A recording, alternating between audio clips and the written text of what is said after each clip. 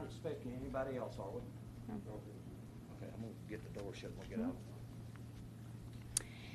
Thank you for joining us for our virtual political forum this afternoon. I'm Jennifer Williamson with the Greater Limestone County Chamber of Commerce. As we begin this evening, I want to ask Patrick Lawrence of Berea Baptist Church to lead us in an invocation and pledge.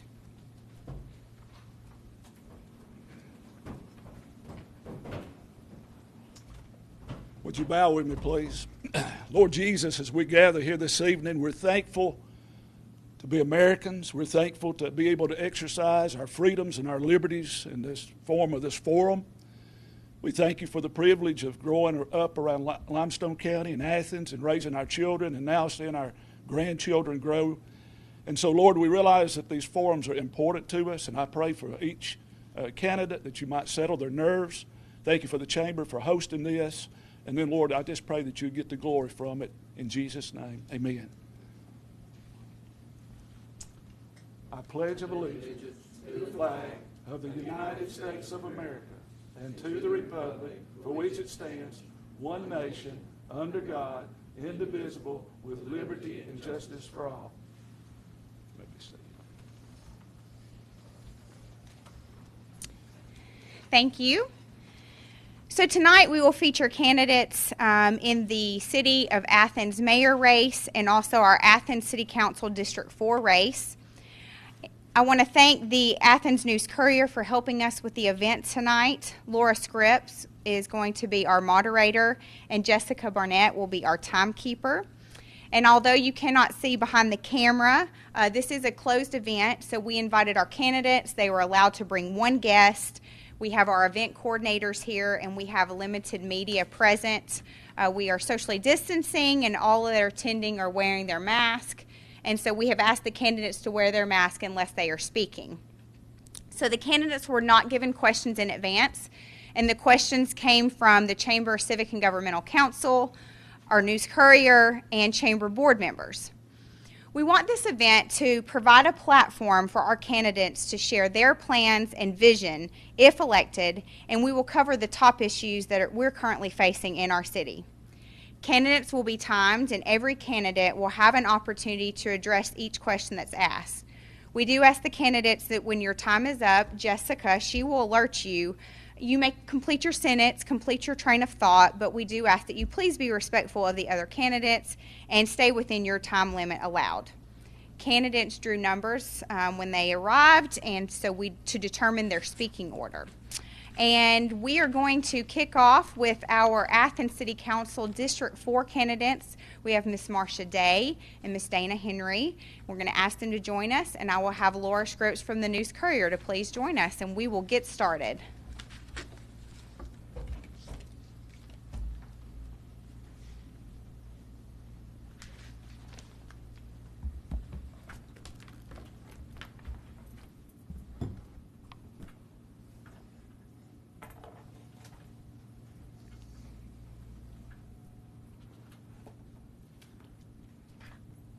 If you ladies are ready, we'll get started. We're going to start with introductions, and Marcia, you're going to go first. You have 1 minute introduction.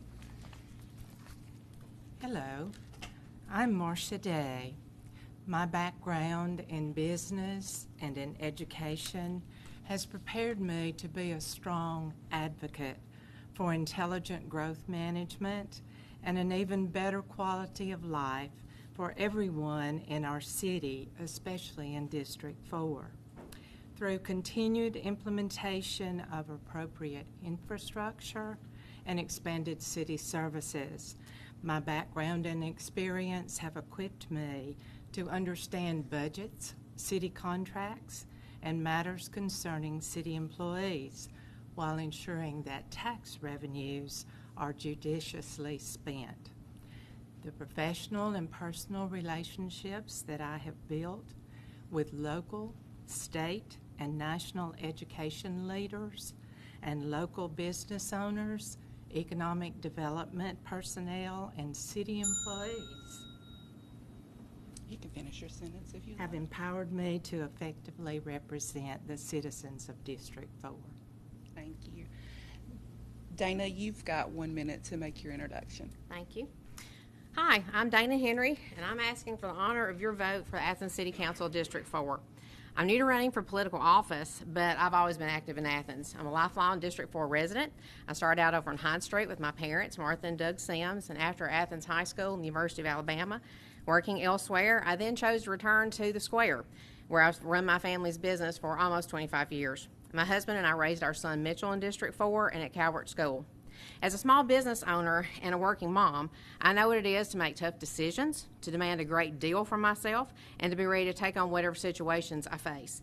Those skills will be needed as a member of the City Council. In a small business, you answer daily to your customers. On the City Council, I would answer to the citizens of District 4. Communication, dedication, and cooperation cannot be stressed enough in any organization. A city has hundreds of moving parts that must operate smoothly to be successful. I work constantly with others in a variety of projects and will bring that team ethic to the City Council. Thank you.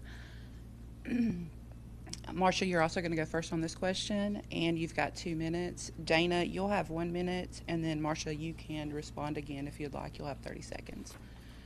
Why are you running for the Athens City Council, and how are you qualified for the position? The reason I'm running is the same reason that I have done all of the things I have done in the years that I have lived in Athens. I came here as a 21-year-old. I taught for 37 years in the school system at Athens High School. And as a workforce development teacher, I understand much of the change that is coming to Athens and to the West Side specifically, with the number of jobs that are coming, and also my ability to develop relationships with the business community. That includes small business, medium-sized and large companies. I believe that I can effectively represent the citizens in District 4 because economic development is a very important part of building Athens and adding to our quality of life.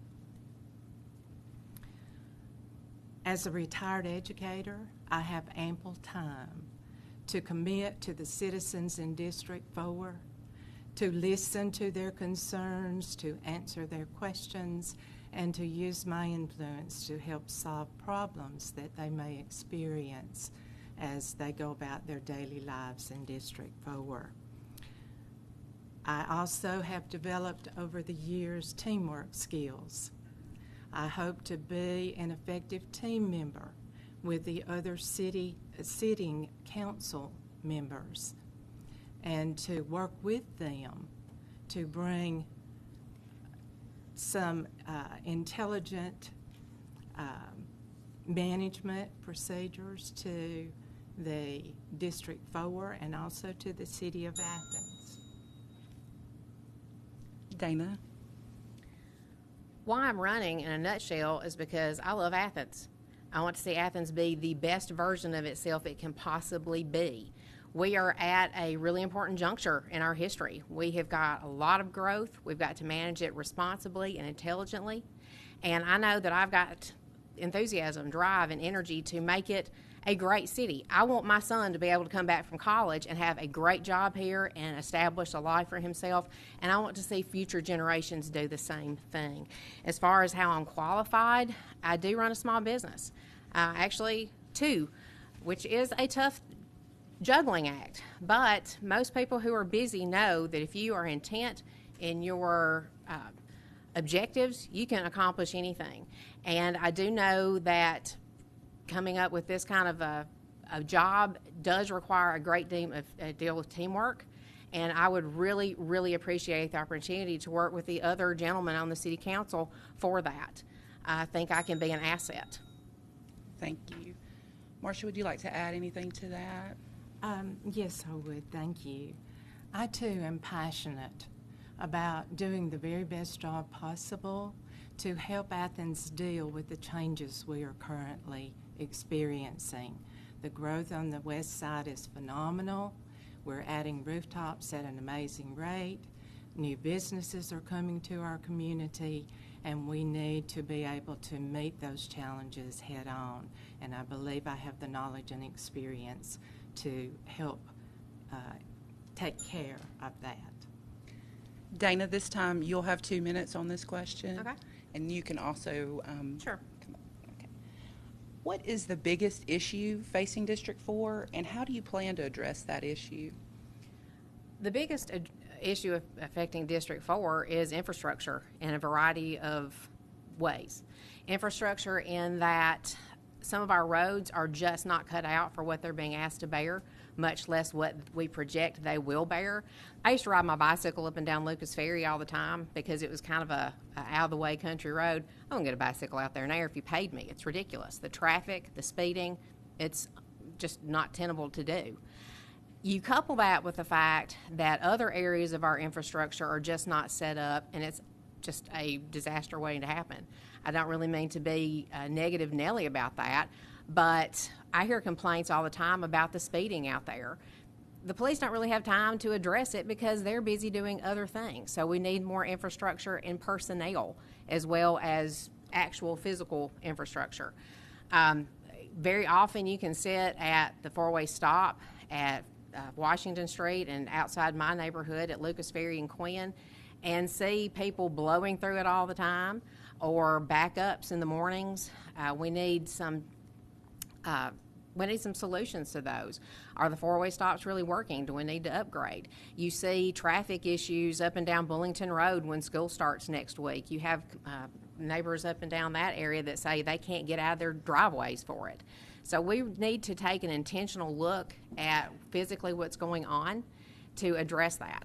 I think we can do a really good job of working with the state as far as Highway 72 is concerned to help address that, as well as studying what is already going on to make a plan for the future. We know houses are going up in my area. In District 4, there's lots of proposed development. We've got to get ready for that in a variety of ways, all of which boil down to infrastructure in various forms. Marcia, would you like? The growth issue is a large elephant in the room, so to speak, with the people in District 4 because we are adding so many residences in that area. Traffic, of course, is a concern, especially with school getting ready to begin on Washington Street with the intermediate school on Lucas Ferry Road, on Bullington Road, as Dana mentioned. There are a lot of issues that come with expanded growth. Another issue I think that I hear from people in my district are that they are looking for more business growth to come to the west side of Athens. They're looking for a grocery store on our side. They're looking for more retail on our side. They, in District 4, we do not have a park. So green space, I think, is another issue. Would you like to respond to that? Most everybody on the west side of town would love a grocery store. And I feel that that can come with managed rooftops. And by that, I mean we've got to look at our growth responsibly to be attractive to a retailer. Right now, you see a lot of empty buildings up and down 72. You see some subdivisions that could use some work as far as how they can be more easily accessed. If we can work on those issues, I think that we will make ourselves more attractive to retailers and hopefully get those things that people would really like to see. Okay. Marcia, you're going to start with this one. You're going to have 2 minutes. Cities across the state are dealing with expense and revenue issues as a result of COVID-19 pandemic. With this in mind, how do you plan to balance the two when discussing budgets and appropriations in the upcoming fiscal years? Budgeting is the way that the city plans, of course, for the monies that will be available and the expenditures they'll be able to make for the services that citizens expect. I think that coronavirus, of course, has affected revenues. That has been documented. In Athens, our revenues are not dipping as much as one might have thought. However, I do feel that there are ways that we can be judicious in the spending of tax dollars, and I hope that my background as a business educator would help me to understand what those processes would be, and will allow me to help make those decisions that will not cut services to citizens, but will provide as much as the city coffers are able to stand. Dana, would you like to respond to that? Sure. We all know that COVID-19 has affected everything. It affects my business daily. I'm having trouble getting some supplies, for instance. The City of Athens revenue statistics are actually not as in bad shape as I thought they would be. I've had the opportunity to look at some of the figures. That's great. We also know that we're going to have some increased spending because of it. I know that people are concerned about needs for schools and that sort of thing. Those things have to also be factored into the equation.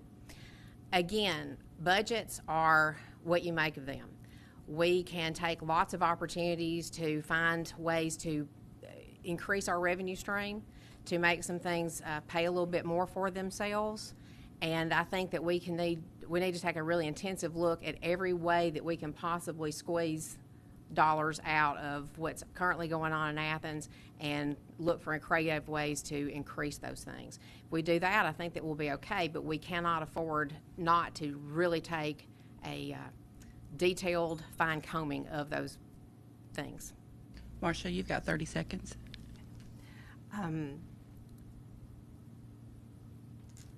I do believe that the revenues that we are experiencing here, of course, the smaller businesses, the local businesses are the ones that are most affected by something like coronavirus. Anytime you shut down an economy, there are going to be effects. But revenue to the city has not been affected as badly as one would think. Both of you have touched a little bit on this next question. Dana, you're going to go first with this one. You'll have 2 minutes. We're going to talk about infrastructure. Infrastructure is a big issue with citizens, whether it be roads or sewer. In your opinion, what's the most pressing infrastructure need in your district, and what would be your plan to address it? As you said, I have already spoken about this a little bit. Our roads are what people are most concerned about. As I've been out visiting people, that's their concern. It is getting more and more difficult for me to get out of my driveway in the morning. At certain times of day, Market Street looks like a freeway. At any given time, you've got speeders, you've got other things. So obviously, road and traffic concerns are the biggest things that I have heard from people. We, we've got to be able to go where we need to go.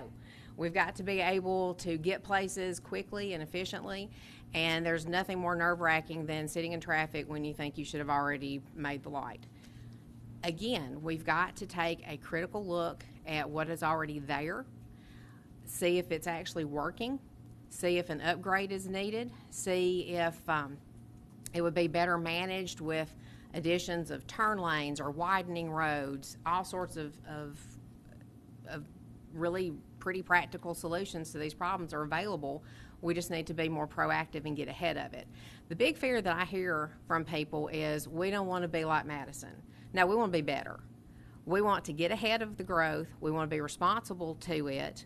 We want to take advantage of what is there and work with ALDOT and other organizations to create a really feasible plan that will help my Huntsville-bound husband in the morning, will help people up and down Lucas Ferry trying to get to the new Toyota plant, will help kids get to school, and all the other things that we have going on in our lives. If we can manage those effectively, I think people will respond to it. I think they know we're going to have some issues, and there's going to be some inconveniences as we get these issues worked out. But the longer we wait, the more trouble they will be to us. Marcia?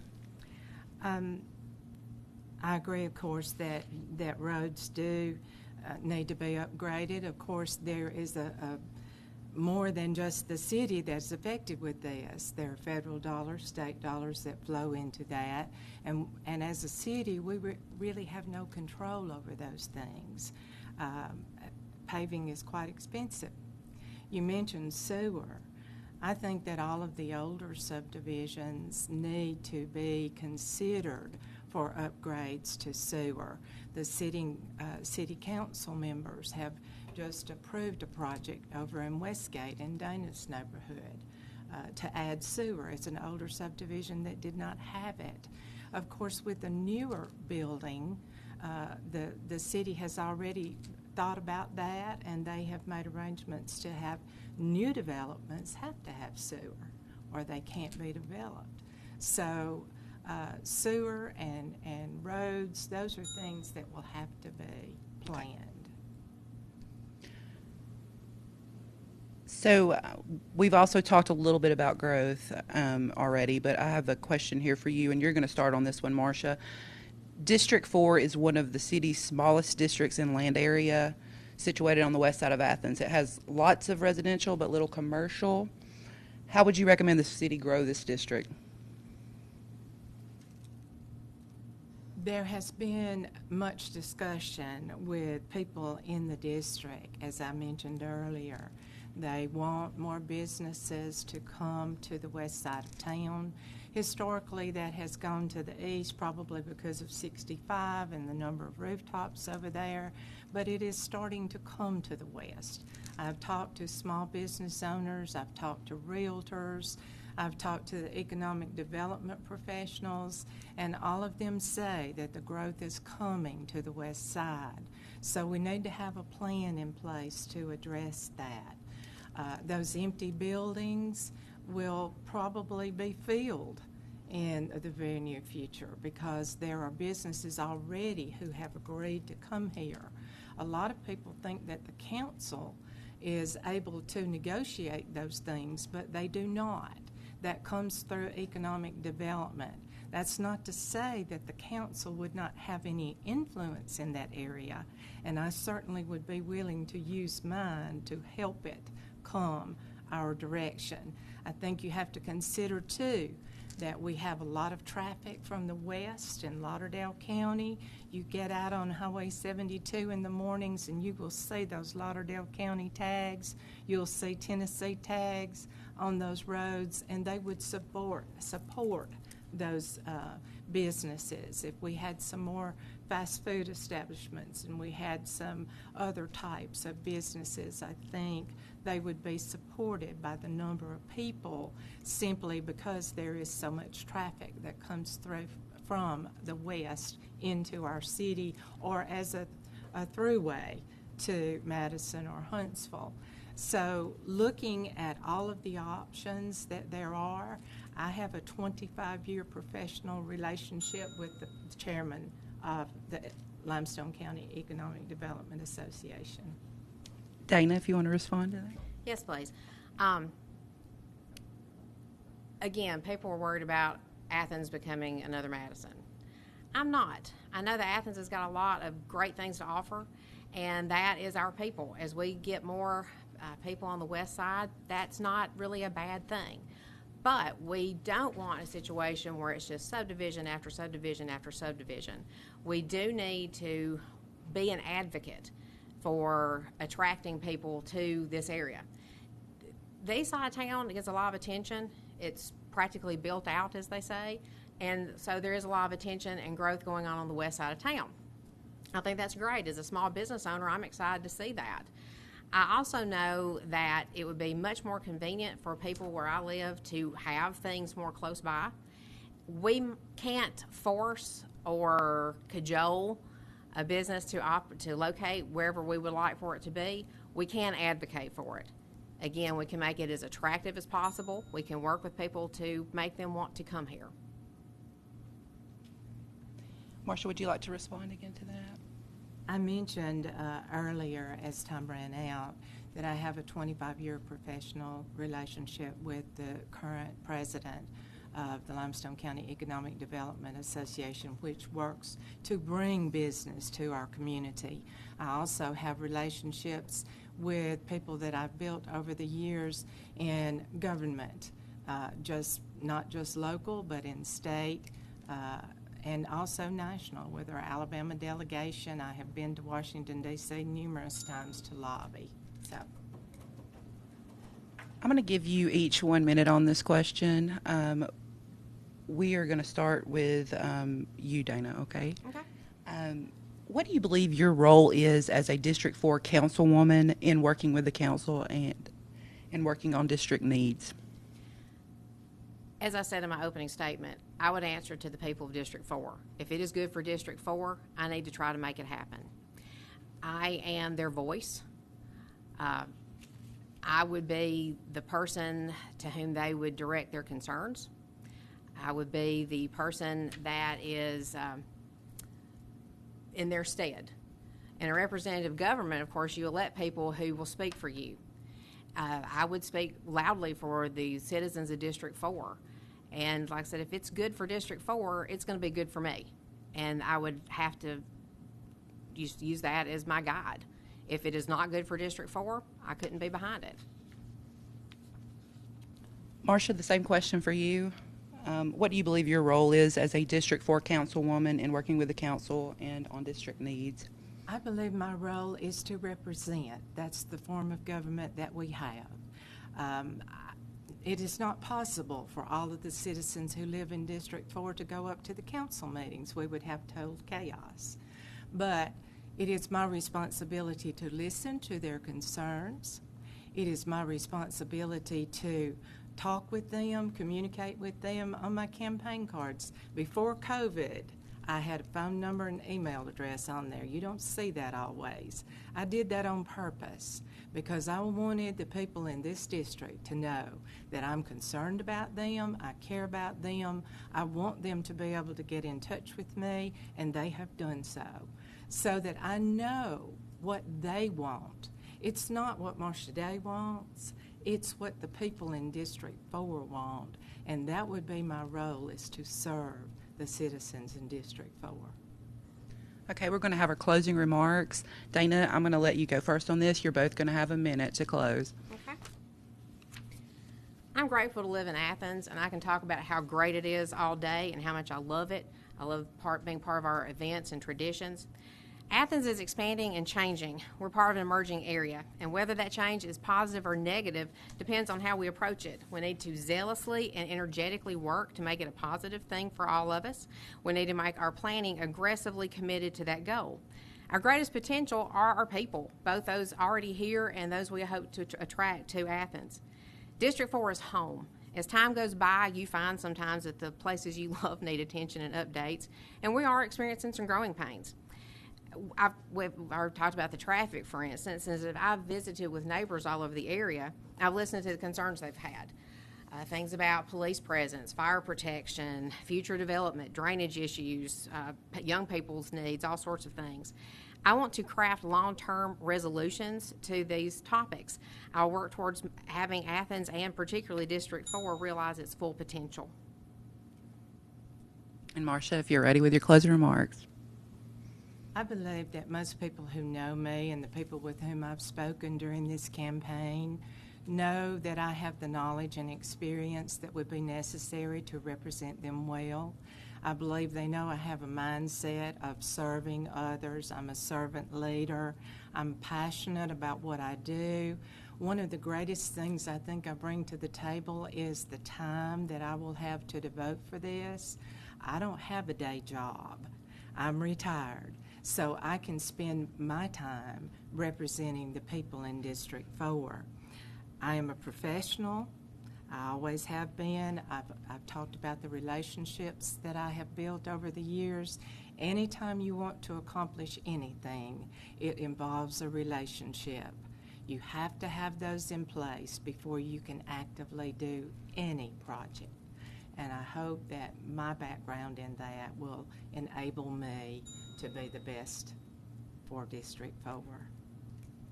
We thank both of you ladies for coming out, taking part in our political forum tonight. Thank you for letting us get to know you a little bit better and learn a little bit more about you.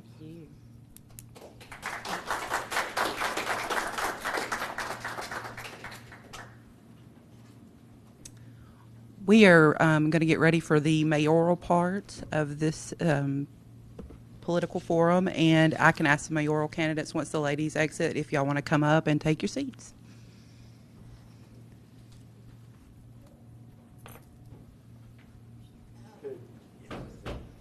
Thank you.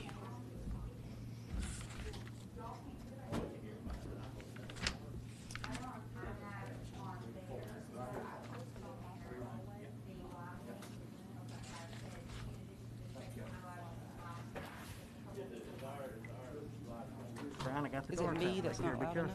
enough? Okay. I got the darts ready. We gotta get in there. All right, I'm going to pull that microphone up a little bit.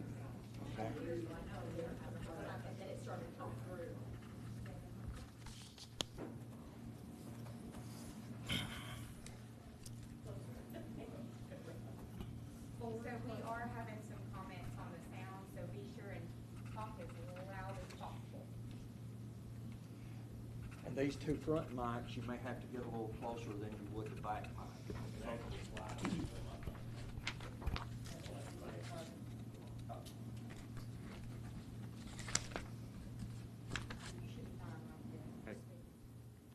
I'm going to pull this microphone up. And Russell, y'all are okay at a distance with those back there. You should be. No one's ever accused me of talking softly. Let's see. I think I've got all of them. Yeah. All right. We'll just- Okay. Oh, we all right. Sorry, I thought I said we'll just stop. Okay. Sure. I'm gonna have to change it out. Okay. Mhm.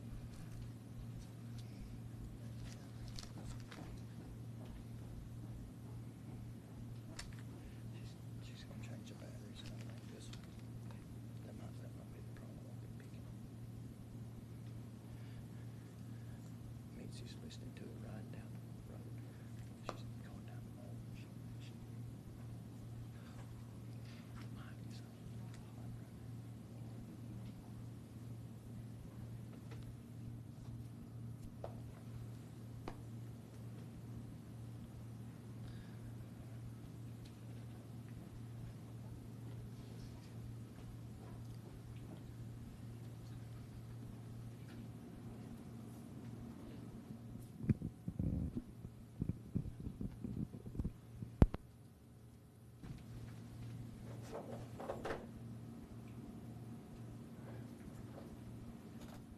Far enough apart, don't you? What? I think we far enough apart. Might have that.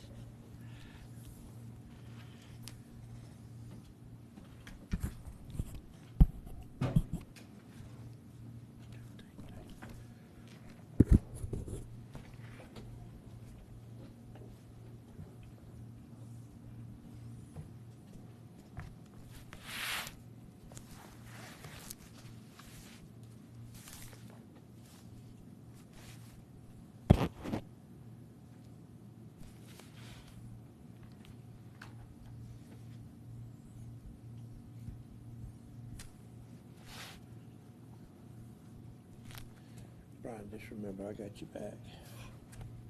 Mark.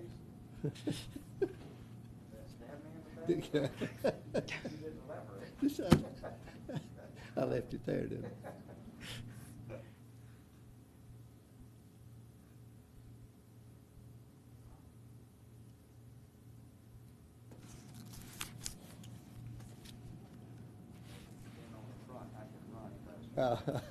You can get out. That's when they were designing the new school board up there. I tried to get them to make us a door right there behind the. Made one in the city, the mayor's office. That's the biggest mistake we made. Let me see if that'll work.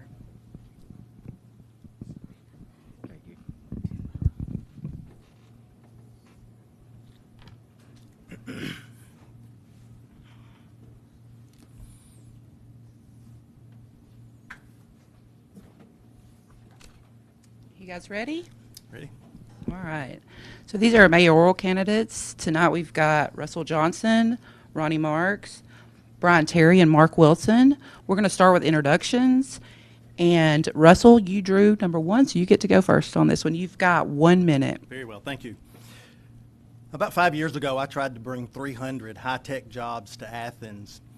Met with city leaders. We met all across the southeast, vetting cities to try to where to put it. Athens failed miserably in trying to get those jobs, and today, Cookeville, Tennessee has those 300 jobs, high-tech engineering jobs. And at that point, I decided, it was time for some new leadership in this city that knows how to go after that type of business. I think we need a leader that knows how to run an organization that is measured by productivity, efficiency, and delivery. When I served as the vice president of SAIC, of the software group, I proved that ability that we were able to do that. I think we also need a leader that understands education in this city. I've served for the last 15 years on the Athens City School Board, was instrumental in getting the new Athens High School built, and I understood what the economic impact of that school system would be, and I was the one that pushed really hard to make sure that new Athens High School building made an impact. It made a statement when visitors came to our city. So I think I have that proven leadership for the next generation of Athens. Ronnie? Yeah, well, welcome. It's always exciting when you get an opportunity to talk about, is that mic? Second mic, all right? Rewind. As I was saying, it's always exciting when you get an opportunity to talk about one of the oldest cities in the state of Alabama. Incorporated in 1818, what a tradition in history we got. So I'm Ronnie Marks. I've been the mayor since 2010. I stepped in when Mayor Dan Williams was elected to the state legislature, and I have been excited every day. I have been from Boy Scouts to Senior Center to issues with Dr. Martin Luther King, and I have been all over this community. We have the most successful community right now, growing by 25.5% since 2010. This did not happen without a vision and plans. You'll hear people talk about what they're going to do and what they're going to bring, and in the meantime, we've been working. I'm Ronnie Marks. I'm excited to be here. My wife of 52 years is Sandra, sitting in the audience, and I look forward to the next 4 years. Brian, if you'd like to make your introduction. Thank you. Good evening. I'd like to thank the Chamber and the News Courier and for everybody that had a part in making this happen tonight. I feel privileged to be a part of the first live stream political forum that we've had. I am Brian Terry. I'm a candidate for the mayor of the city of Athens. For just a moment, I'd like to thank 3 guys from a long time ago, Bob Hastings, George Mitchell, and Henry White. They gave me the opportunity to become an educator 32 years ago. And that opportunity, I took a $12,000 pay cut when I became an educator, and I've never looked back and I've never regretted it. So I think all the experience that I have with career technical education, dealing with different students throughout the course of my career, dealing with their parents, dealing with fellow educators and hot topics that are dealing with education throughout the time and negotiating those things, that gives me a communication ability to communicate not only with city employees but also with the public in general. And communication is a big part of today's world. I just humbly ask the city of Athens that you give me the opportunity to serve you as your next mayor. Thank you. Mark, if you'd like to make your introduction. I'm Mark Wilson. I'm running for the mayor of the city of Athens. I thank everyone for coming out. I'm running for mayor because we need a change of Athens. We need a mayor that for all the people of Athens and not just for some of the people. And the system is not set up for all the people. So maybe we can get a mayor that can represent all the district instead of just one district of Athens. Thank you. Thank you. This will be a 2-part question. We're going to start with you, Russell. Everybody is going to get 2 minutes on this question. What do you think is the biggest challenge facing the city of Athens, and how would you address that issue? And also, what do you think the city's biggest strength is? So the biggest challenge, I think, and we've already talked a little bit about it, is the growth that we're going. The first thing that I would do is I would make sure we had a certified city planner on our payroll. I don't think we've had one since for several years, and I think that is one that we really have to do. I think we've also got to really start paying attention to our public service, or our police and firemen. That's an area with all this growth that we've had that we have not really expanded. The crime rates are up. I talked to Chief Johnson, and he gave me some statistics on that. We also have to look at some of our finances. We have a lot of unfunded liabilities that are not being addressed properly that could put Athens in a very, very severe financial situation if it's not addressed at some point. The biggest strength, I think, Athens is just the people. I was born here. I've lived here all of my life. I know what the Athens values are. I know what it is that Athens is and what it needs to be. The growth at Athens is coming to Athens, but we can't lose what that Athens value is. And we got to make sure that we keep that we don't become Madison, that we don't become Huntsville, that we remain what we do, but still manage that growth that's coming. And I think we have the resources to do that, and I look forward to serving to make sure that happens. Ronnie, would you like to address that question? Yeah, I would love to. Thank you. The greatest strength of the city of Athens is the people. The energy level that we have and the passion that we have for the people that are here. We have revitalized the downtown area and lots of other areas and had tremendous amount of growth. We brought in retailers and we brought in industrial announcements. Today, many of you may or may not have seen, there's a $1.5 billion operation in Limestone County called Mazda Toyota. Today, there was an $830 million expansion to that. That makes that a $2.3 billion operation in Limestone County. We were one of the first at the table because we own the electric and the utility rights of all of Limestone County. So we are there, we're at the table, we know how to negotiate, and we know how to move projects along from retail development all the way to the industrial development. It's important that we have the teamwork. This is a contact sport, meaning that the contacts that you make and the relationships that you make all the way from the governor's office to the Department of Commerce, to the Department of Transportation, and all the way to a gentleman called ADECA, who is the opportunity to give grants and opportunities to all of us throughout the cities. There are 463 cities and towns in the state of Alabama. They would literally drool at the mouth to be in the position that we're in. We have an opportunity for not only for our churches to grow, but for all of us to grow.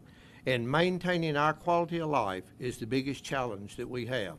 We can talk about public safety. We can talk about all the things we got. We're one of the 10 most safest cities in the state of Alabama.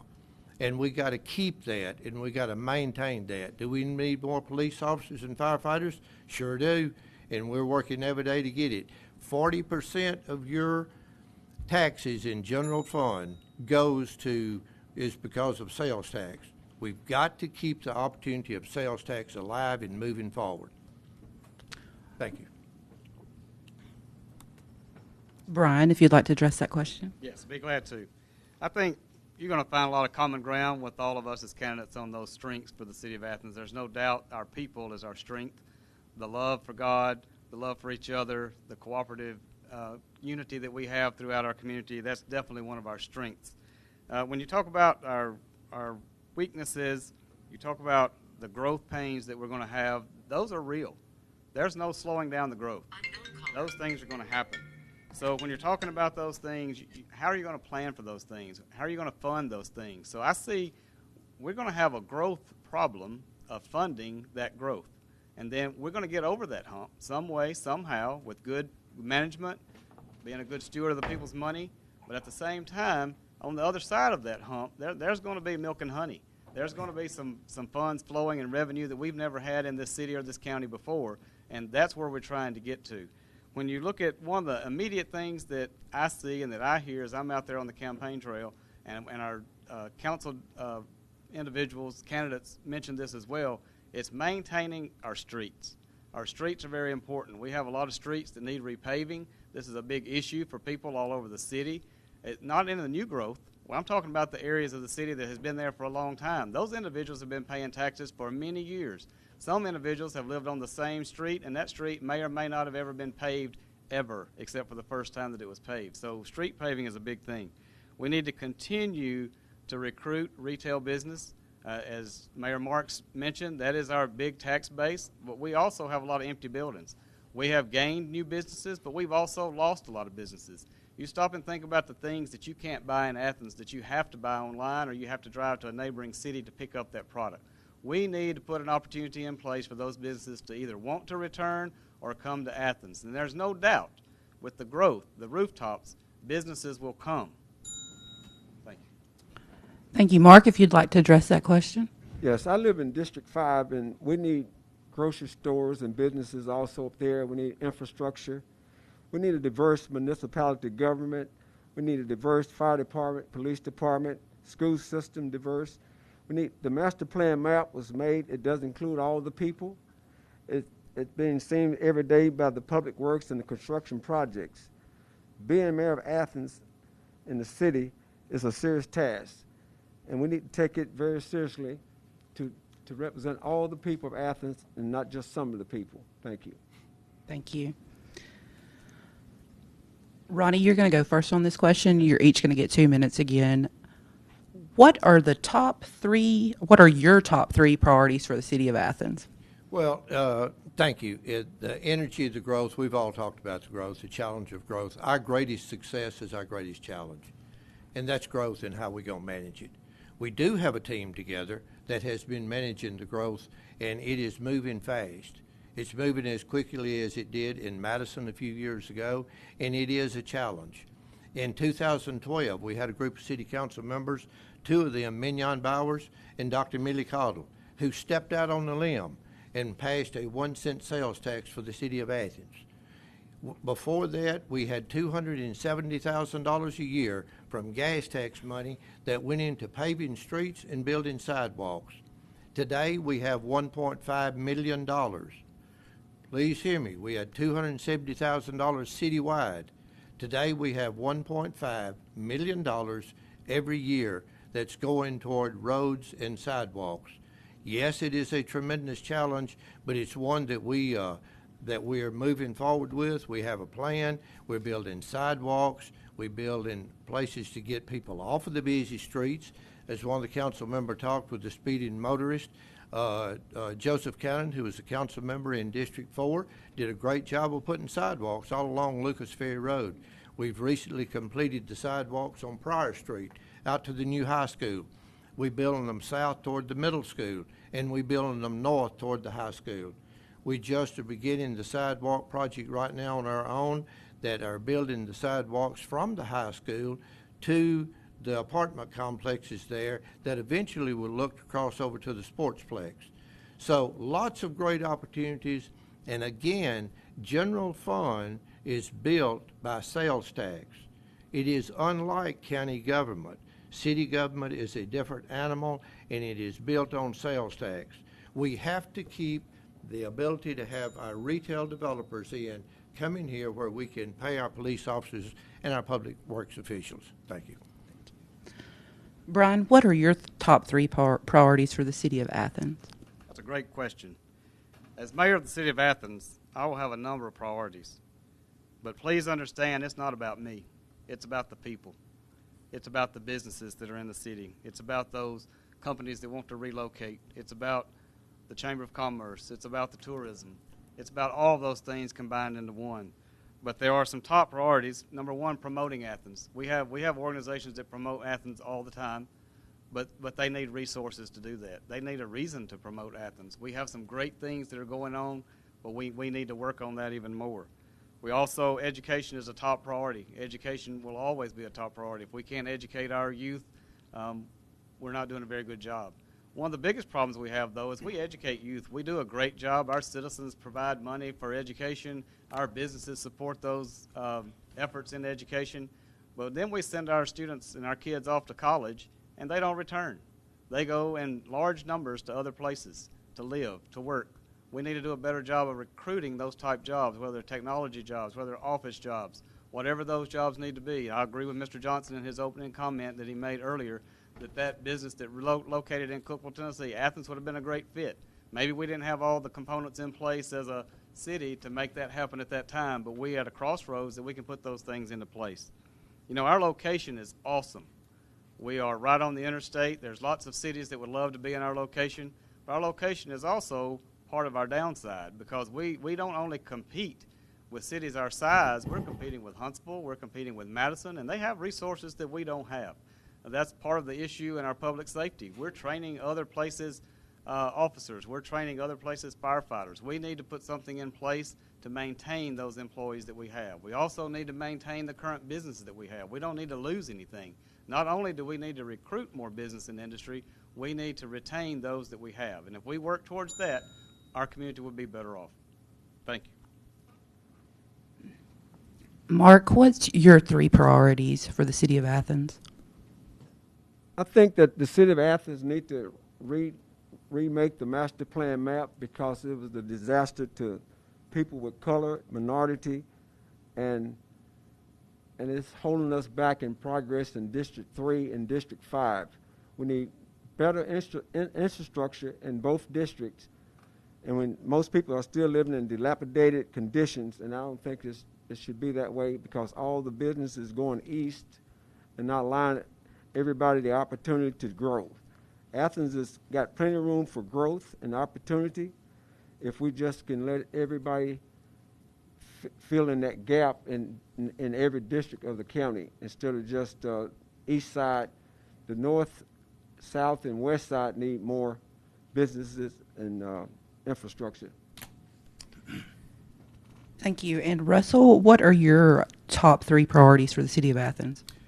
You know, we've all talked a little bit about jobs on this, and I think that is one of the biggest priorities we have. You know, we can recruit. I've been on that side where I've been the one being recruited to bring jobs, so I understand how that goes. But there's another way we can bring jobs in here, and I think it would help with what some of the things Mr. Wilson's talking about is I've got a group of guys ready to go, set up an organization to build a business incubator here in Athens. And that way we can get people that have good ideas but maybe don't know how to start a business and start that business in Athens. And have them to mentor them, have some funding for them, and places for them to invest, and we can do that. I think we're losing a tremendous amount of dollars. As Brian mentioned, we have our location. Look at what Emerson, Georgia's done. They went out on a risk. They built a sports complex. We've already got a lot of those pieces in place, and they have embraced this sports tourism, and we can start doing that. If you go over there, you can't go over there on any weekend of the year and get a hotel room because the place is packed, and they have built like 4 new hotels there. They're building more. I've got a brother that lives in Cartersville that's about 15 miles away. He says, you can't get a room in Cartersville because it's so done. We could do that here in Athens. That's another priority that we need to do. We need to infuse technology into the city. That's the area I came out of, a high-tech company.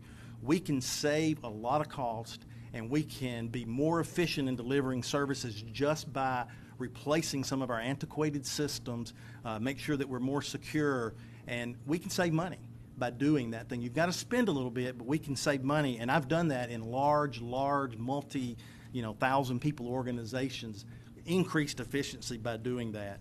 And then we still have, and I hope this revenue that we're talking about, and then it's going to come in, we still have some very critical issues that need to be properly funded in the city, and that needs to be addressed and not keep pushing that on to the next year and the next year and the next year. It needs to be addressed now, and I've had the organizational skills that know how to do that part of it also. Okay, Brian, you're going to go first on this next question. You're going to be able to give a 2-minute response. The other candidates will give a 1-minute response, and then you'll be able to come back with a 30-second response at the end. How do you plan to approach the city's finances and promote a strong, balanced budget that best serves this community?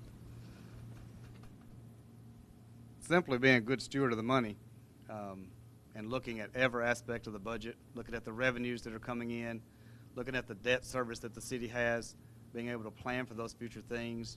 There are things that come up in the city budget from time to time that nobody understands or knows that that's going to happen at that particular moment. So you've got to have a reserve. You've got to have money to be able to fund those type things. But at the same time, you've got to work with all the city department heads. You've got to look at the needs of the capital equipment. You've got to look at the needs of personnel. You've got to work with the city clerk to make sure that those budget numbers and you understand those revenues and those particular items that are coming through. And then you present that to the council. And at the same time, let's get real, there's politics that's involved in the budget from time to time. There's certain projects that need to be going on in certain districts. There's certain needs that's the need for the entire city. But then you also have districts that have specific needs, and those council individuals want to fund those things as well. So you have to build all of that into that budget. You have to look at the budget, look at the revenue that is coming in, and again, continue some of the things that we're talking about. If we can continue to increase retail sales, sales tax is our #1 revenue generator. If we can continue to build on that, then we will continue to have more revenue. And of course, as you have continued growth, you also have continued expenses. So you want the retail sales tax to outgrow what your expenses are. Okay, thank you. Mark, you have a 1-minute response to that question. I would have somebody in my administration would be more qualified to answer that for me. So I would just, I would sidestep that question, not because I'm new at this, I'm not a politician, but I would have a better administration to address it. Thank you. Russell, if you want to address that. So, talking about budgets on the school board, that's something we deal with all the time. We're required to have a 1-month reserve. We have about a 2.9-month reserve right now. We have almost $10 million sitting in a capital fund that we're ready to go on building some more infrastructure that we're going to need for all of these kids. We just got to get through COVID so we can get these kind of things started. So I understand that budgeting process, did it in the corporate world. I think one of the problems that we have in budgeting in the city, we don't budget for capital expenditures. We use the excess that we have, and then we figure out how that we're going to use that. That has to be included in the budget and planned out. You can't go buy a new fire truck just by saying, okay, this year we ended up with X amount of dollars, and then say, well, let's go buy the fire truck. We need to start planning that as we go along. All of our equipment needs to be done that way. There has to be a vision. There has to be a long-term plan. Everybody's not going to win in every budget cycle, but if you plan over a period of time, eventually everybody will get what they need. Ronnie, would you like to respond to that question? Yes. Actually, budgeting is one of the strong points that I enjoy more than anything. Our budget process is different. It's a utility budget and it's a general fund budget, and people need to understand that. The utility budget is a $125 million budget for the electric department alone. In the gas department, it's about a $15 million budget. In the water and wastewater, it's a $13 million budget. These things don't just happen. We plan each one of them, and we plan for reserve in each one. The general fund budget is $31 million, and the reason we look at those issues on a very screwed down conservative thing from the front end is to see how we can finish the back end to look at other things like computers and capital expenditures. Because again, 40% of your sales tax is the revenue stream for that. So if you don't anticipate from the front end, how you going to react on the back end? I walked in 2004 on the city council, and we had a fleet management plan that needed to be operated, and we've put in place police cars, garbage trucks, and everything in the last few years. Brian, would you like to take a 30-minute response to that? Yes. You know, one of the biggest things I think is the asset that the city has in our city department managers. They are good stewards of the money, Yeah. and they provide great knowledge to the mayor, to the city clerk, to create those budgets, and to the city council. So those city managers are an asset that brings a lot of knowledge to the table to work through the budgets. So we want to continue that relationship and get their input on things like that. And I would agree that we need a capital line item budget that is ongoing all the time. We don't just fund things as we have money. We make a plan to make those things happen, long-term and short-term. Mark, you get to go first on this question, and you have 2 minutes. With industry eyeing the area for future development, having the proper sewer and water infrastructure in place is essential to our growth. What would you do to help ensure utilities are in place for years to come? Well, it's a good question. It's a good thing you asked me about the sewage, because where I live in District 5, we have no sewage.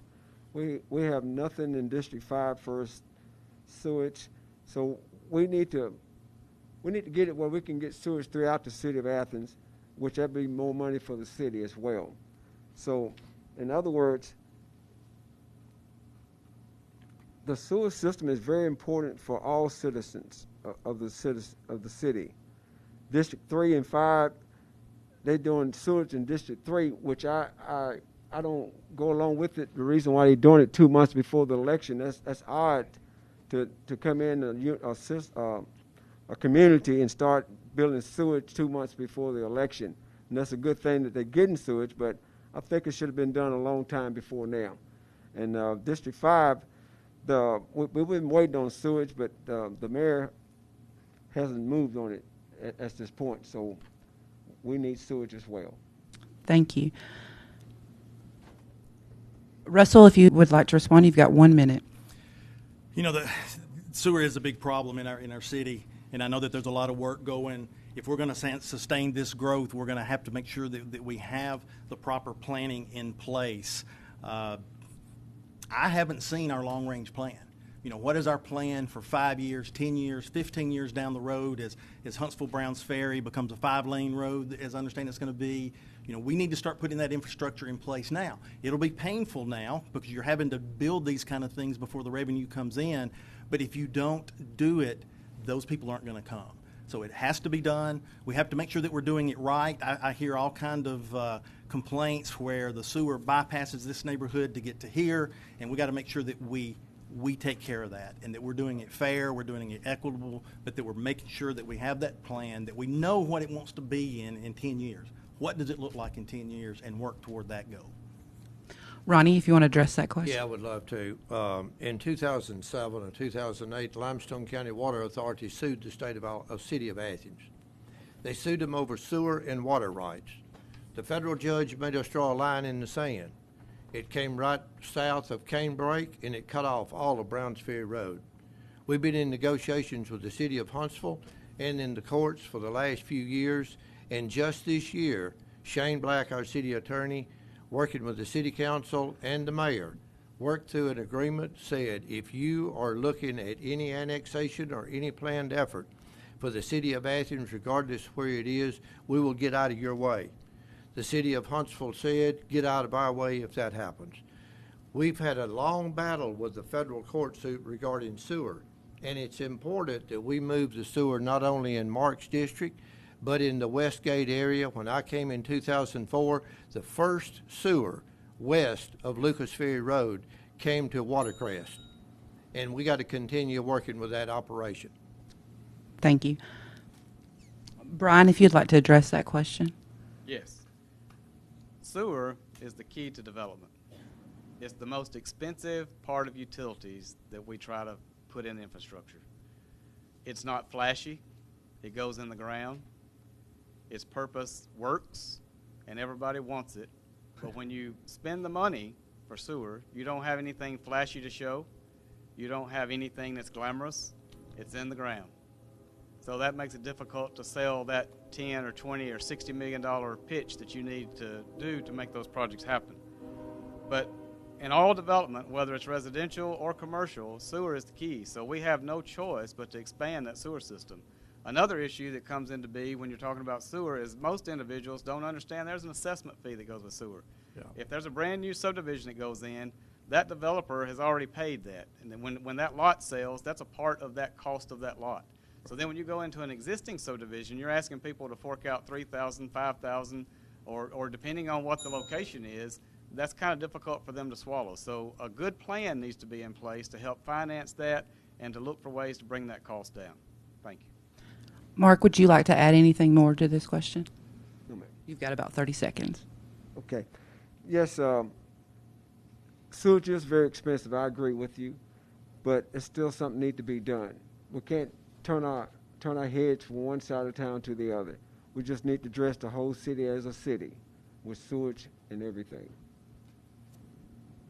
Thank you. This question is a two-part question. We're going to address in public safety.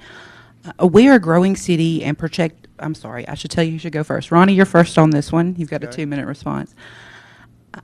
We are a growing city and projected to continue to grow. Do you think we are meeting the needs of citizens when it comes to public safety, and what would you do differently? Well, the one thing that I have done, and thank you for that question, is there are 5 issues that every city should relate to anywhere you live. And that is public safety, education, jobs, quality of life, and improving government relations. Public safety has and must be your top priority. Again, with our short staff, we are within the top 10 safest cities in the state of Alabama. That is something to be proud of and something that we must maintain. We have 45, 50 police officers on the streets. We need 70. It's a cost factor, ladies and gentlemen, of putting those bodies on the streets. We need a new fire station in the north part of town, and we need one on Cambridge Lane. That must be part of our plan, and we're already working to that plan. Actually, we're looking at land to be developed, and right now, as we talk about that, a fire station with a police bay. Some of you are aware that a few weeks ago, I proposed a $6,000 increase to all police and firefighters. That's to the bottom line of their pay scale. That brings the firefighters' pay scale up from $33,000 to about $39,000. Police officers from $36,000 to $42,000. That puts us within about $2,000 of the Sheriff's Department and the Alabama Highway Patrol Department. Yes, we're losing staff. This is an issue for the City Council to be in their budget, and they must step up to put the money and invest the money back in our public safety, and it's in their laps to do the budgets and the policy. I presented a plan, will continue to, and a 3% cost of living across the board, and that's a start in trying to reinvest in our employees, which deserve everything that we are trying to put forward to improve and to keep your quality of life where we want it to be. Thank you, Brian. You've got 1 minute for that question. Thank you. Public safety, of course, I think we would all agree is very important. I know the numbers of the police officers that we have. I know when the last positions was added. We need to increase a number of officers. We need to increase that. Law and order is a must in a society like we live in. We've got to respect the law. We've got to abide by the law. We've got to do things that we're supposed to do. You know, if everybody acted the right way, we wouldn't have to have those officers, but those officers are there to protect those people and our people all the way through.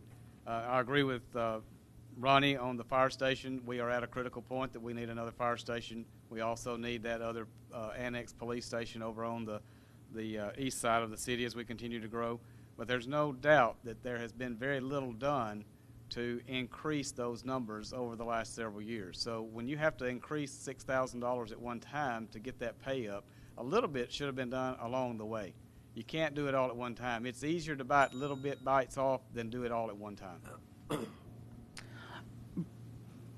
Mark, if you've got 1 minute if you want to address that question. I agree we need more policemen in the department, but we need more minority. We need more diversified people within the system of the police department as well as the fire department. Thank you. You're fine. I'm just...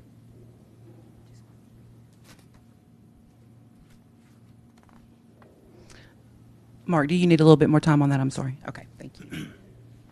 Russell, if you'd like to address that question. Yeah, I told somebody the other day, I said if nothing else out of this campaign that I was able to bring the attention of the lack that we have done with the police department, because after I proposed it, the mayor then publicly came up with his plan. So I'm glad to see that at least it's getting some attention, but it should have been done, like Brian said, over the time. Mr. Wilson's talking about the minority staff, and I agree with you, sir, on that there needs to be a recruiting. I talked to a lot of the police officers and the firemen about recruiting. When I was at SAIC, I led the college recruiting program. I've been to every historically black college university in this country recruiting minorities. I know how to do that. We need to do that in the city. We need to start inspiring some of our own kids to join the police department because we can't hire police officers right now. When I announced my candidacy, I probably had 35 or 40 firemen and policemen come to me and say, we need help. We need help. We have been ignored. We need help. And I told them we'd do what we can. Ronnie, you've got 30 seconds. You can respond to that. Yeah, again, public safety is one of the highest priorities. It's kind of interesting. We met with the police department as much as a year ago, and Captain Trevor Harris laid out the plan that I proposed a few weeks ago, over a year ago. So this plan has been in place for some time. COVID hit us all, and we are struggling in this country and across the nation with health issues, and we need to have those as one of our top priorities, and I hope and pray that this will be lifted from all of us. Okay, Brian, this question is focused on education, and you have a 2-minute response on this one. You're going to start out.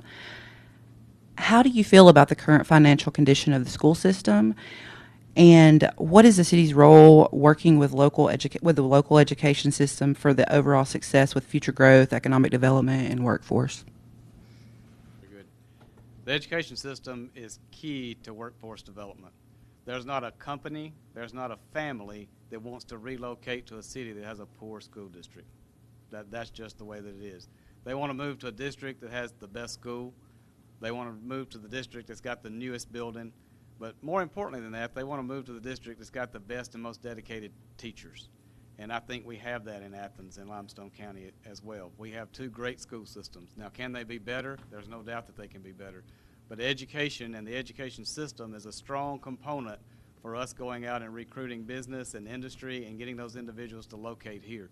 That's one of the first questions that people relocate want to know about. Yeah. Education and churches. What's the availability to go to church? What's the availability to shop? What's the availability of the education that's there? So that's a very key component. We've heard reports, and I've not verified the budget information that Mr. Johnson has talked about, but I know the city schools have always had a strong foundation when it comes to being good stewards of the money. There are a few things that's been in the news that's questionable, I guess, of how things have been done in the current administration and some things, and that's as far as I'll go with that. I guess that'll come out in an investigation that'll be opened up soon.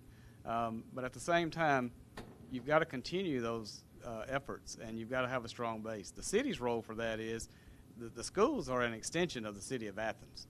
So there should be a great relationship, and I'm not saying there's not a great relationship. There should be a great relationship between the city clerk and the CSFO of the school system. There should be a great relationship between the mayor and the school board, and there should be constant communication. That communication should not occur just as things are problematic. You should have those communications going on all the time. So I remember when I served on the city council in years past, the school system got in a financial bind. It wasn't anybody's fault. It was the economy at the time. So the city, we voted to give $1 million to the school system to bail them out of that particular situation. And that got them through the hump and got them all the way through to the success that they have included in the last several years. Mark, you have a 1-minute response to that question. I support the school board system. I think we need to focus on reducing the overcrowding in the school system. And I think we need to ensure better quality of life for the people in the school system. And I support the overcrowding. We need to look at the overcrowding in the hospitals and the utilities also. Thank you. Russell, you've got a 1-minute response to that question. Well, being on the school board for the last 15 years, I think I have a little bit of intimate knowledge of what's going on in the schools. And we do have a fantastic school system, a dedicated group. We're opening the schools Monday. Our teachers are dying to get back in there with those kids, and we've got a great plan in place for that. We're a well-funded school system. I invite, Brian brought up a topic, I invite anybody to come look at our latest audit. The auditors, the independent auditor said he's never seen an audit that was that perfect with the way that we're doing our bookkeeping.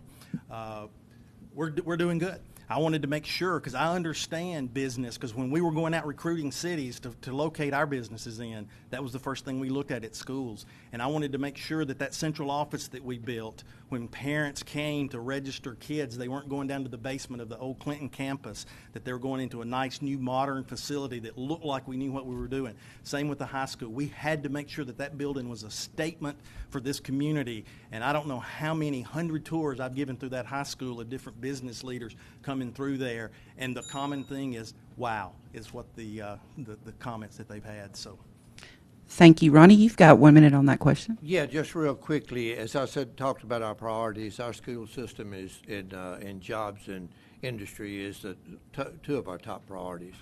Our school system, Brian hit on the head. When we rolled out in 2004, they did make a commitment to the city school system, and they paid $1 million because not any discredit to them, but they were behind, and it was some economic tough times. There were some economic tough times when we went to the school board to try to build a beautiful new school, which is absolutely phenomenal. I get comments about it all over the state. We have a great asset, and it's our teachers. Our teachers do a fabulous job, and the rest of us support our teachers that support their kids. But when we started to try to build the new school, we tried to make an effort to put on a 12 mil property tax. There was a survey said that it would make, if people would vote for it, 70% of the people would vote for it if you put it toward the schools. Oh, by the way, 67% of the people did not vote for it. They voted against it. And so the city of Athens stepped up with an incentive of $1.8 million to help us get through the first few years of the debt service. Brian, you've got a 30-minute response to that question if you'd like to take it. I'd just like to reiterate, you know, the building is great. You need nice facilities when people come. There's no question about that. But at the same time, it's those educators that's in there. It's and the dedication of the school board over the years has been phenomenal as well. I mean, they've had a vision, and they've carried out part of that vision. And, of course, in what Mayor Marks was talking about, the tax, people did vote the tax down. And then the school board was still able to do some of the projects that was part of that plan. So, you know, sometimes you question, well, you know, what would we be doing if the tax had passed? What more projects would have happened? Or did we need 12 mil? Would 6 mil have taken care of the problem and at that same time allowed these projects to happen? Mark, you're going to start on this question. You've got 2 minutes. This kind of goes along with the last question. We are a growing city, a growing community. What is your vision for new schools as we continue to grow?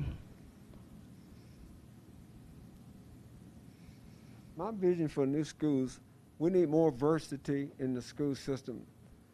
We need more diversity, and we need more schools in the city of Athens, true enough. But at the same time, we need public resources. We need to find out about the wasted spending, investigation, and audit of major operations within the school system. Thank you. Russell, you've got 1 minute for that question. So the schools are the heart and soul of here, and we have done a fantastic job, I think, in doing that. We've got other things that we have to do in the school system. We're going to have to build another elementary school here pretty soon.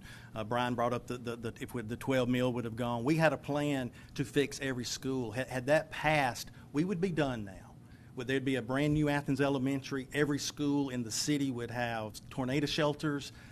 We would probably be well on the way of building that 5th elementary school that we need. So we had a plan in place, and now that plan is going to be stretched out probably over 10, 15, 20 years because we didn't get that money. But that's fine. That's what the citizens said, and we're good with it. And so we went to Plan B, and we're going to get that done. But we have to make sure that our kids are ready when they leave that high school to go into the workforce or go to college. We've got to make them career ready. We need to push the career tech side of it more than probably what we've been doing.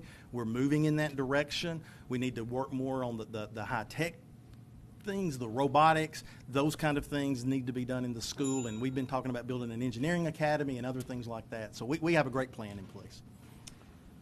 Ronnie, if you want to address that question. Yeah, thanks. Our schools are a great asset, and they are important for our future. We've had some young people that's in the Mayor's Youth Commission. One came to my office not long ago and got out of college and came back and has taken a job inside Athens. So we are making some improvements in that and attracting our young people back. It is critical that we keep moving in that direction. Mark is right. If we start and build Athens Elementary, it's torn down. We need to get the work going. And it's something that will bring up the standard in the north part of town. And a great plan, and it's another need as fast as you're growing over by the Cambridge Lane area. Y'all, we're at 27,000 in population. We got 4,000 houses approved. If you put 2 bodies in each house, that puts your population in a year or two at 35,000 people. We've got to do a lot of planning, and we're moving in that direction, and a school is a critical part of it. This board does not sit separate from the city of Athens. They are an extension and an arm of the city of Athens, and we've got to work together. And Mark, I'm sorry, Brian. I'm sorry about that. Brian, you respond to that question, please. I thought you was going to skip I'm sorry about that. No, that's fine. You know, when you look at the schools, something that we dealt with when I was on the city council prior, and I know the current administration has dealt with this along the way, there was a time that we had fire departments in the city all in the wrong location. And our city has developed over the years in areas and ways that 50 years ago, nobody that lived in this city would have thought we would have developed the way we have developed. Yeah. There was a time when people in the city thought there's going to be houses along the interstate. There's no way. Well, the interstate is the common magnet right there. The east side is growing rapidly. So there definitely needs to be a school. We have an intermediate school that's a beautiful school. It's a great school. It's filled with great educators, but it's on the wrong side as far as people that live in the growing areas.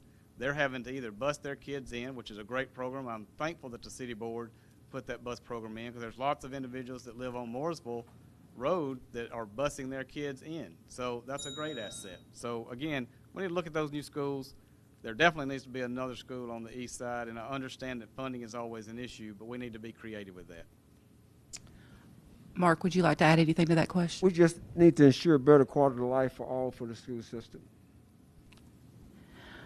Okay, Russell, you're going to go first on this question, and you touched on this just a little bit ago. This is about workforce. Growing the community's workforce not only keeps some of the area's brightest minds in Athens and Limestone County, but it also adds to making Athens a great place to work, live, and raise a family. What would you do to continue growing the workforce? Well, as I mentioned, the plan that I have for the incubator, that we could start businesses like that. The last role that I filled before I retired from SAIC, my actual title when I was there was called a workforce development manager. And my job in that with the 1,000 or so people that I had under my charge was to say, where do we need to be in 5 years? What skills, this is the skills that we have now. What industry, what is the things that we're going to go after and bid as a corporation? How do I get my workforce skilled up to that? I had training budgets well in the millions of dollars that we were using to train, and it was way smaller than what I needed it to be. So we had to prioritize that training. We had to have the vision. We had to understand where those jobs and what they were going to be. So apply those exact same principles to the city. What is the industry that's coming in? We're having a lot of automotive. A lot of those jobs on those assembly lines, I guarantee you, in the technology field will eventually be replaced by robotics. So what are we doing to train our kids in that field, so that when the manual labor job goes away and is replaced by some type of robotics, are we ready to step people into those jobs? Are we getting people ready for that now? We have the robotics part out at Calhoun, and our company was part of that. We helped fund that, and we had some programs in there. So those are the kind of things that we need to do. And we need to look at other industries that we can bring in. We don't need to have all of our eggs in one basket in the manufacturing. Those are great jobs, and we have a lot of them. But we need to have another revenue of type jobs coming in, because I remember when Saginaw, Delphi was going great, and those are empty buildings sitting out there now. That'll happen again at some point. At some point in the future, there's going to be a downturn, and we're going to have to worry about how do we go through those type things. And it's with the workforce. We got to develop them. We got to have the plan. I've got the experience doing that on a very large scale, and like I said, I think we can apply that to the city. Ronnie? Being diversified is one of the greatest assets that we got, and working through the education system and with the tech school here, we meet constantly with our industries and say, what are you running short of? One of the big things that everyone's run short of is engineers in this entire area. Redstone Arsenal has, 44,000 people that go to work every day. We're in competition with that, and we must keep workforce development. One of the reasons that the state of Alabama and Governor Ivey and others attract industries from all over the world is the workforce development that they put in place, that they actually train the people that go to work for the industry, screen them free of charge to help these industries come into our community. Our local level of workforce development is critical. We had a meeting a couple of days ago with Unsung Heroes, a group of kids that didn't have the opportunities to have all the scholarships to go to college, and we gave them small amounts of money. 2 kids stepped up and said, I want to be a welder, and I want to be the best welder. One of them was female, one of them was male. Do you realize that a welder today could come close to 6 figures if they're good? That's important, and we must stay diversified. Brian, if you'd like to respond to that question. I think we'll all agree diversity is the key. I agree with the statements that both of these gentlemen have made, that we can't have all of our eggs in one basket. We need to have a broad variety of different things that are out there. But a lot of talk has been made here tonight about Athens stepping up and doing things, but there is one aspect there's nothing wrong with us riding the coattails of some cities that are around us. I mean, Huntsville is a much bigger player than we are, so there's nothing wrong with us riding those coattails from time to time. Yes, we want to recruit our own industry, we want to recruit our own business, but at the same time, the things that are good for Huntsville and Decatur and surrounding cities are oftentimes good for us as well. We have a lot of people that work in those communities, so we benefit from the things, and we don't have to put the same money in those pots. There's other communities that are putting that money in. We also need to work with our local businesses. It's always quick to jump out there for a company that flies in on a private jet to do things for them, but we have local people that have lots of opportunities that they just need a little help. I agree with the business incubator. That's a great asset. Thank you, Mark. If you'd like to respond to that question. Well, we have to focus and be diversified, but also be competitive and give the city of Athens a more broader economic baseline. And Russell, if you want to respond, Sure. 30 seconds. You know, you mentioned the engineers going to Huntsville. I was one of those engineers for 35 years that made that drive every day. I tried to bring 300 engineering jobs to this city and failed. The city was just not prepared to do that. I've got the background to make sure that that'll happen, and so that we can bring those jobs here. It's not hard. We just got to have the vision to do it. We got to put the resources in place, and we can do it, and we can keep those tax dollars from going over to Huntsville, keep them in Athens. This question kind of goes along with that, I guess, in a way. Residential growth, being that we are living in around Huntsville, Decatur area. Athens is seeing, I'm sorry, Ronnie, this is your question. It's a 2-minute response. Athens is seeing a number of new residential developments as a result of people moving into our area and projected growth. Is Athens prepared for continued residential growth, or why and why not? It must be. We have to do the planning and the vision to create that. We have, again, I mentioned it a little earlier, we have subdivisions all over the city of Athens. It's already been approved. We have the water there. We are getting the sewer to all of them except the one on the far end of Lindsay Lane and one on Highway 31. There are 4,000 approved housing units right now that has been approved and gone through the public works department and other departments. The planning department has gone through all of that. There are 3 more of the subdivisions on the board, almost 1,000 other houses. So our planning and our development for the residential growth is critical, and I can tell you, retail and industry and the jobs and the high-tech jobs will follow where the growth and the pattern is. You will see more and more retail developed on the west side. You'll see it in the north section of town, and you've got so much growth on the east side. We will continue to. You've got businesses looking at Highway 72 and Mooresville Road right now, today, in my office this afternoon, of opportunities to be there. So we've got a lot of opportunities, a lot of challenges. Again, our success is our growth, and our challenge is our growth. And we do have a vision, and we have a plan, and I hope you will join this team for the next 4 years to make it happen. Brian, you have a 1-minute response. So one item that a lot of people don't stop and think about that the city really needs to expand on is we have hundreds and probably thousands of acres within the city limits that's undeveloped. We have, of course, you can't force people to sell land, but the city can work with people and help show them that vision. We've got land that's available that has current infrastructure already in place. It's been there for years, and nobody is really recruiting those individuals to try to make that development happen within the area that we already serve. So when you get outreaching from the current city limits, how far can the city really reach out? How far can we afford to go? There is a breaking point on a cost analysis of, do we annex every new subdivision that's coming in? Can we go that far? We're talking about the Huntsville-Browns Ferry, Tanner interchange down there. You know, will that be leakage from the I-65-72 interchange? Will that be growth that should be here? I know for a fact that there's a huge development that the city of Madison jumped out in front of us on in Madison that has a target that a lot of business that's over there was leakage from Athens. We would have more development between Mooresville Road and the city of Athens had that not happened. But that vision was somewhere else, not here. Mark, if you'd like to respond to that question. Yes, in District 5, where I'm from, We have plenty of land up there for any kind of business we could have, but we can't get the city council to rezone the land for having businesses. Why, I don't know. So that's the problem we have in District 5, trying to get the land rezoned to have businesses in our district. Russell, if you'd like to respond to that question. So we've talked a lot about growth. It still amazes me that this city does not have on staff a certified city planner.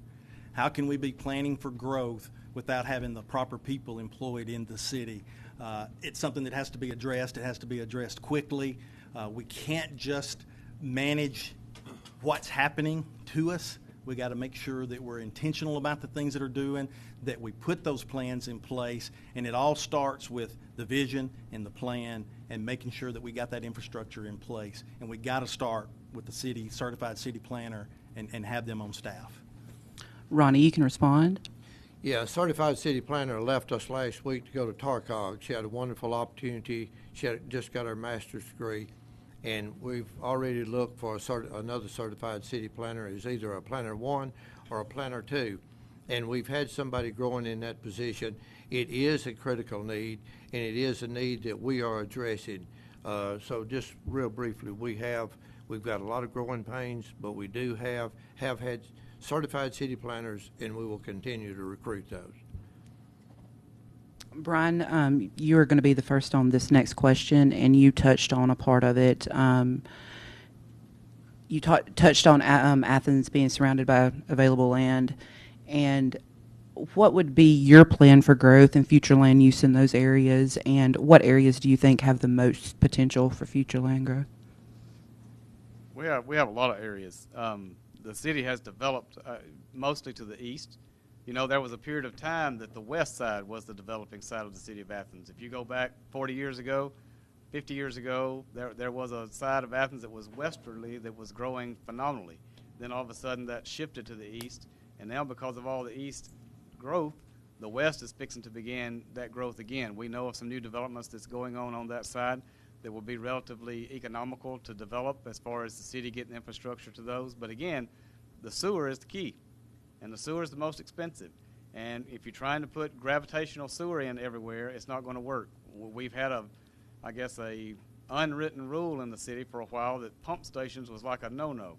Well, sometimes you've got to pump it.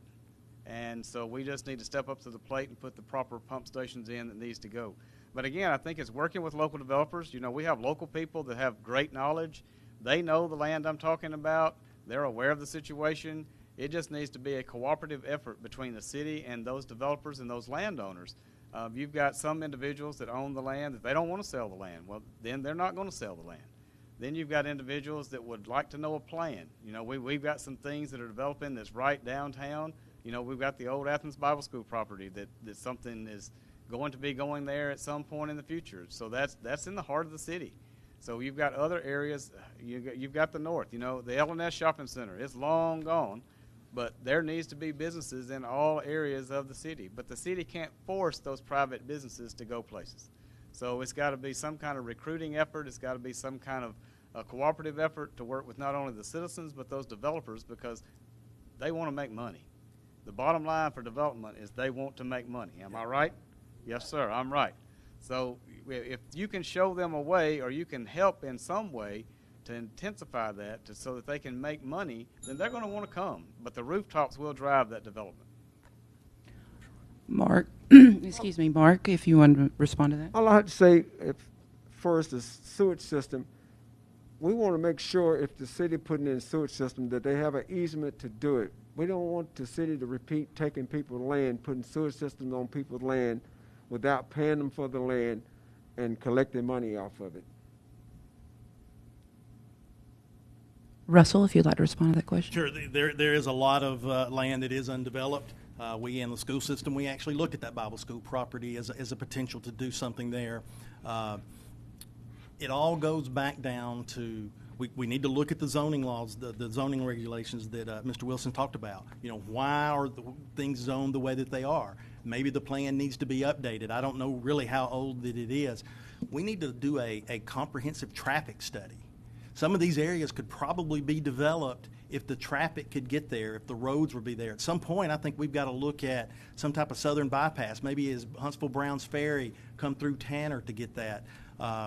You know, with the Athens Elementary that we've torn down, there were people that were trying to get us to not rebuild the school there, to build it somewhere else. But we insisted that we were going to put it there because that's going to be an economic development for that area. We get the good schools there, the homes are going to get improved, and I think that'll spread out in that part of town. So there's so many things that we can do. Brian's right. We have landowners that are sitting there holding their land. Let's figure out how to incentivize them to help. Thank you. Ronnie? Yeah, we do have a lot of vacant land, and I'm glad Russ mentioned the southern bypass because we've met with the Alabama legislative delegation some time ago and with our county commission to look at a industrial bypass about Reed that goes all the way over to the Browns Ferry Road by Interstate 65. About a $65 million project, but something that we've looked at, and it's real critical. We've met with Speaker of the House, Mac McCutcheon, and others, and it's something that must take place at some point in time. It's real critical to the area, and I'm not talking about branching off for a lot of retail development. I'm talking about trying to move people from Florence, Alabama, Lauderdale County, through an industrial bypass, and then give them an opportunity to try to look at any of the retail and other development off of that for the city of Athens. One of the other things is we have, to my knowledge, have never in the city of Athens condemned anybody's property to build sewer or water lines. However, it is very important that we get easements and work with those developers. So a lot of vacant land, a lot of people to work with. Thank you. Brian, you want to add to any of that? Yes. Mr. Russell brought up one point. The philosophy of the city in many years has been whenever you zone property, you zone it the strictest way that you can, R1. I'm not saying that I agree with that or I disagree with that. I'm just saying that's the philosophy that's been used. But then when you get ready to change that from R1 to something else, that becomes a problem. So you've got to look at the property and its location. Things that are on Highway 72, that's definitely a business highway. Land that's on Highway 31, that's a business highway. So those things should be taken into consideration. And I know part of the new master plan did take those things into consideration. Thank you. Mark, you're going to start with this next question. You can have a 2-minute response. We're going to talk about transparency. All taxpayer dollars spent by the city are open to public scrutiny. What specific ideas do you have regarding government transparency, and what steps would you take to ensure the public is aware of how taxpayer dollars are spent? Accountability, responsible. It's all about accountability. Can you repeat the question? Sure. All taxpayer dollars spent by the city are open to public scrutiny.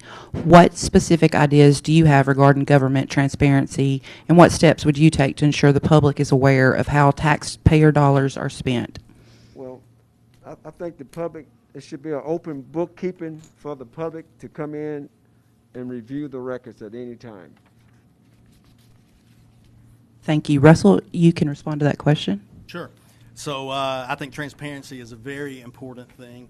One of the things that I've proposed, if you've listened to some of the things I've been talking about, is that I'm going to bring back, put on the city website, a weekly blog where all of the department heads, they're going to give us updates on all the projects. We'll have project pages so that, like, you know, the questions when we were rebuilding the bridge on Forest Street, weekly updates, where we are, what is the schedule, are we on track, are we off track, what is our budget, you know, what is the percentage of that. That's the world I came out of, the project management, managing big projects like that. You can be very transparent with it. Put the books on the line. Our school system checkbook is online. People can go look at it and see where we're spending money. So transparency is absolutely the key. I want to hold regular town halls in each one of the council district where we can sit there, let the citizens ask questions, because you're right. People can't come to that council meeting every other Monday night. But if you go in the evenings to those districts, I'm going to have regular open office hours where people can come in and know that I'll be there and talk to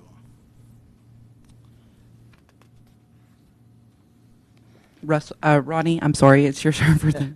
Transparency, one of the most critical things of all government, and particularly in this time when social media runs rapid. You will see transparency in the city budgets that I hold in front of me all the way down to the line item. Every dollar is on there and every item is on there. It is constantly updated. All department heads get a monthly report of it. They either know whether they're over budget or under budget on every line item. Transparency is critical as we go forward with all of our aspects of government, not just here, but also in the school systems, in our any other thing that is public funds.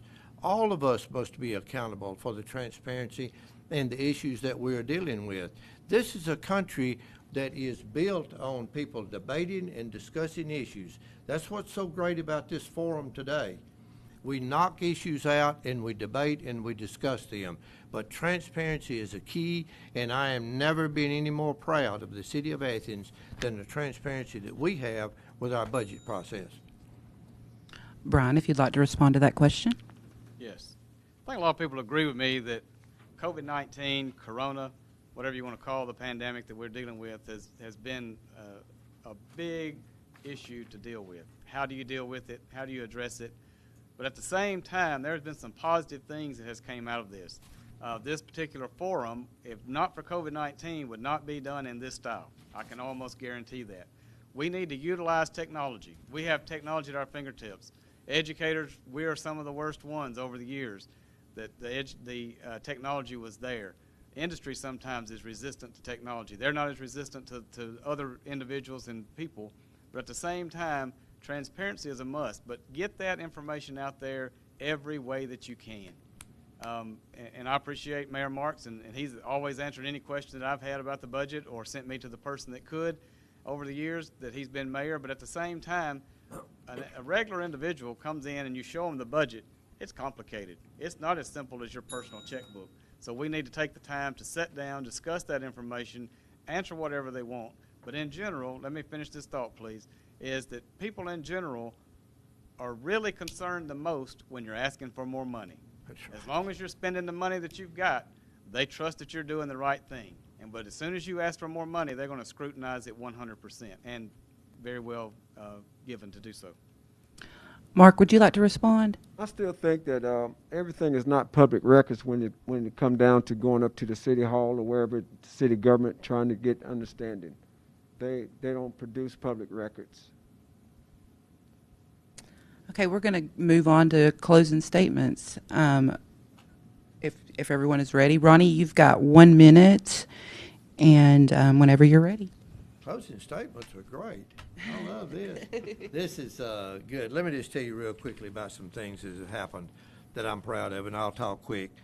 You need a mayor that is not only knowledgeable, that knows how to collaborate with the regional efforts that's going on. It's never been more important that we join forces and work together. That's with Huntsville, Madison, Decatur, and all of our people around us. And not only that, but with the State Department. Athens needs a mayor with common sense and a kind heart. As the mayor, I've had days where I've talked to a single mother crying because they cannot pay their utility bill, and at the same time have a phone call coming in with an industry or retail development requesting and talking about millions of dollars. My experience as an infantry platoon leader in Vietnam, I've been in the trenches with this community. I've been in the trenches with the 2011 tornadoes, 2012, 13, and 14. We are now in COVID. I have been in every aspect of this community. My doors are open, and the transparency is there. And I please ask you to join me for Mayor Marks in 2020. Mayor Marks 2020. Something like that, right? Say that real fast. Yeah, right. Mark, if you'd like to make your closing statements.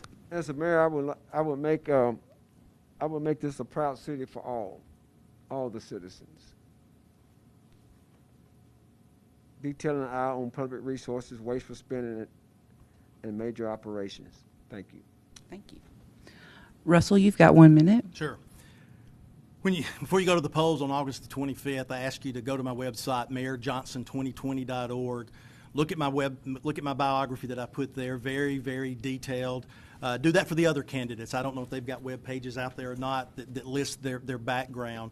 And ask yourself when you look at that page, which one of us has the broadest experience in their career to handle this? I know education, I know industry, I've vetted cities. I've been on both sides of that equation at the highest level. If you look on my webpage, you'll see that I've identified some of the problems in the city that need to be addressed. You'll see that that I've been there in the trenches, as the mayor said, doing things. I was a football referee for 25 years, so I know how to make a hard decision. The school board, we've done a lot of things. We've had to make difficult decisions on getting these schools back open on Monday. So I'm the leader that knows how to do that. My character's unquestioned. This is my home. I would never do anything to harm it, and I'd be very honored to serve as your mayor. Brian, if you would like to make your closing statements. Thank you. First of all, I'd like to thank the good brother for the prayer we started this with tonight. And I'll just tell everybody, I've been deeply involved in our community my entire life. I worked in Athens, I live in Athens, I volunteer in Athens, I shop in Athens, I eat around the square at least 3 times a week in Athens. So I understand our community. I'm a part of the community. I do believe that we need to develop an aggressive street paving program. I do agree that we need to continue to extend the sidewalk program. I believe that that should be a top priority as we go forward as a city. Reviewing and updating the city's growth and expansion plan is a necessity for a realistic approach to our infrastructure needs and our growth. As your mayor, I'll take ownership when things don't go well. I won't pass the blame to a vendor. I won't pass the blame to another person. I'll take it. I'll own it. I won't be perfect. I'll do my best, though. I will communicate with employees and our citizens, but most importantly, I will have a listening ear with a reasonable and executable plan to address any kind of problems that come our way. I simply just humbly ask for your vote and your prayer, and I ask that you vote for Brian Terry for mayor of the city of Athens. Thank you. Thank each of you.